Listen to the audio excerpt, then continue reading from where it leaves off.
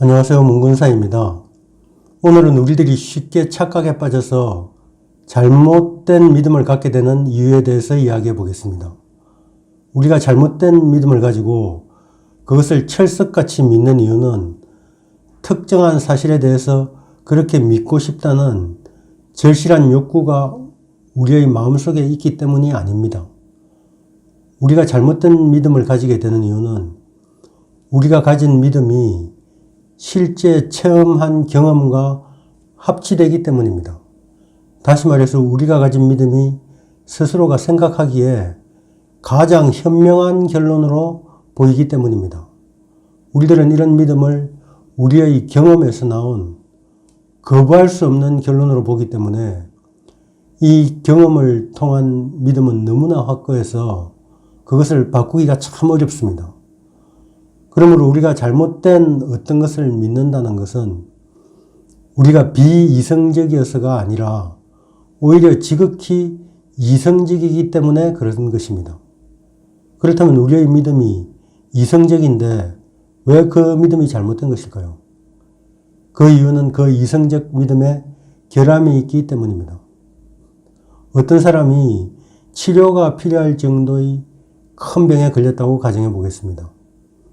세상에서 일어나는 대부분의 일들이 그렇듯이 질병 역시 계속해서 악화되지는 않습니다.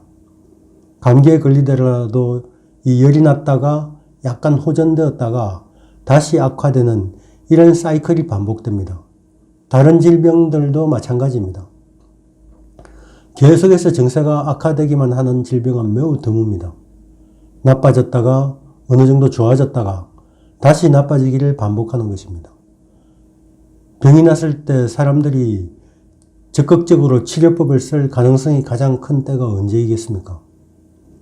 보통의 경우라면 몸의 상태가 현저하게 나빠졌을 때일 것입니다.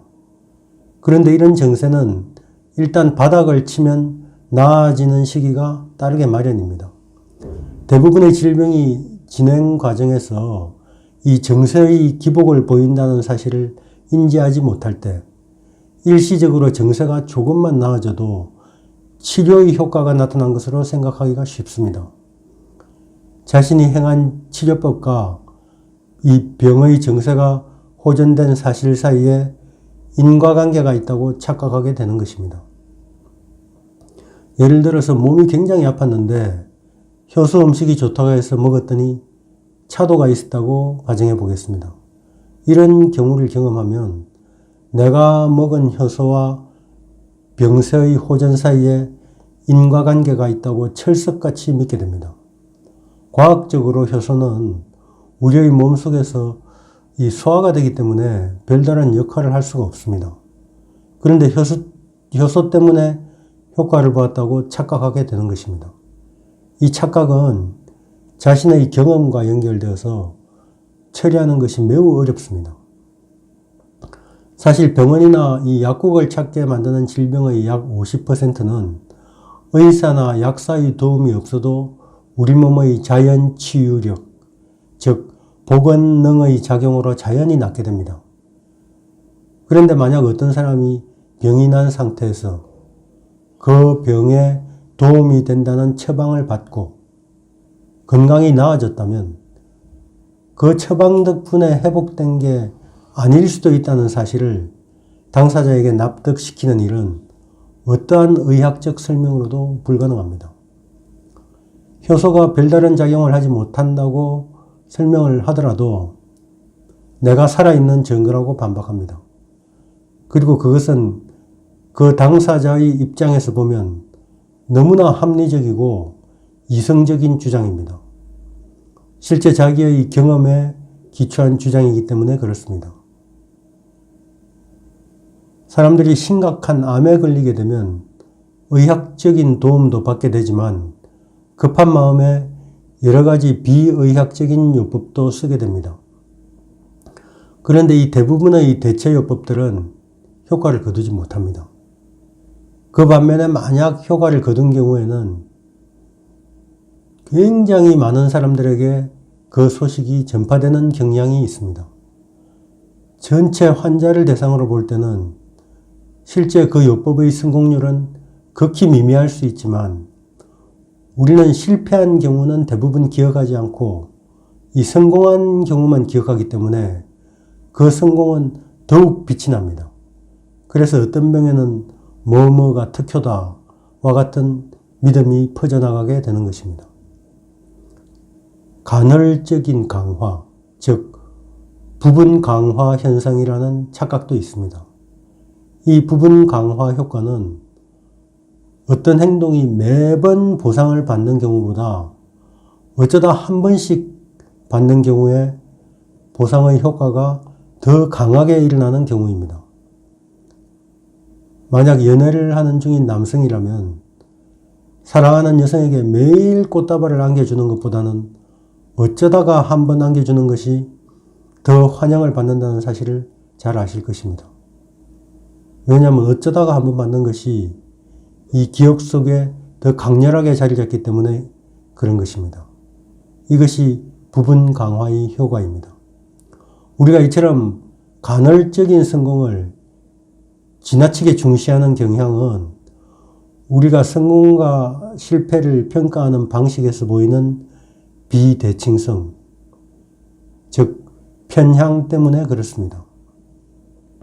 어떤 방법을 써서 일단 한번 성공하면 그 전략의 효과가 입증되었다고 받아들이는 경우가 많습니다. 그런데 다음번에 그 전략을 쓰는데도 불구하고 실패했다고 했을 때 그 전략이 잘못되었다고 생각하는 경우는 별로 없습니다. 왜 그럴까요? 일단 한번 성공한 기억이 있기 때문에 전략에는 아무런 문제가 없다고 생각합니다. 전략은 완벽한데 외부 환경이 변화했다거나 아니면 적용에 문제가 있었다는 식으로 다른 곳에서 실패의 원인을 찾는 경우가 많습니다. 그래서 성공했던 때의 기억만 떠올리면서 다시 성공할 수 있다는 착각에 빠지게 됩니다. 예를 들어 나도 큰 부자가 되어 보겠다고 생각하고 이미 부자가 된 사람의 행동과 습관 등 그 일생을 그대로 따라해 본다면 부자가 될 수 있을까요? 그렇지 않다는 것은 누구나 알 수 있습니다. 그 이유는 우리가 사는 세계가 복잡계이기 때문입니다. 하나의 독립된 사건이 똑같이 반복되더라도 그 사건의 주위를 둘러싸고 있는 통제 불가능한 변인들이 너무나 많기 때문에 결과가 같을 수는 없습니다. 물론 이론적으로는 부자가 될 확률도 있습니다. 그런데 그 확률은 부자의 행동을 따라하지 않았을 때에도 동일한 크기로 존재합니다. 그렇기 때문에 나는 이렇게 해서 성공했다와 같은 자기 개발서와 같은 방법서를 따라한다고 해서 그 책의 저자의 경우처럼 성공한다는 보장은 사실상 없습니다. 또 우리에게는 마치 미신과 같은 무턱대고 믿는 믿음이 있는데 그것은 어떤 열매나 어떤 특정 생물이 정력에 좋다는 믿음입니다. 이 정력에 좋다라는 정의는 지극히 개인적인 것인데도 불구하고 이 대중의 믿음을 불러일으킴으로써 현실에서 혹독한 대가를 치르는 경우가 발생합니다. 자칫 이런 착각은 수많은 생물들을 멸종 직전으로 몰아넣기도 합니다. 이런 것들이 우리들을 착각에 빠뜨려서 잘못된 믿음을 갖게 만드는 것입니다. 그것이 실제이든 아니든 간에 우리는 우리가 직접 경험한 것을 믿습니다. 다음으로는 우리의 가까운 이웃이 경험했다고 하는 것을 믿습니다. 그래서 내가 해봐서 아는데 와 같은 말이 신뢰성을 가지는 것입니다. 이 신뢰성을 높이고 또 이 정보 가치를 커 보이게 만드는 한 가지 방법은 메시지의 직접성을 높이는 것입니다.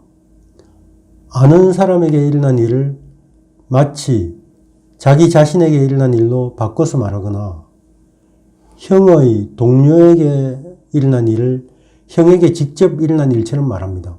이런 식의 각색은 자기 자신을 사건이 일어난 무대의 중앙으로 끌어들여서 중요성을 과장하려는 일종의 허영심에서 발생합니다. 이런 과장된 진술을 듣다 보면 착각에 빠지게 되고 착각은 잘못된 믿음을 만들어냅니다. 우리가 과학적 사고를 해야 하는 이유는 실제로는 모르는 사실을 잘 알고 있다고 착각하는 것을 방지하는 데 그 목적이 있습니다. 오늘은 우리가 평상시 겪기 쉬운 착각에 대해서 이야기해 보았습니다. 구독과 좋아요 부탁드리면서 이만 마치겠습니다. 감사합니다. 다음 시간에 뵙겠습니다.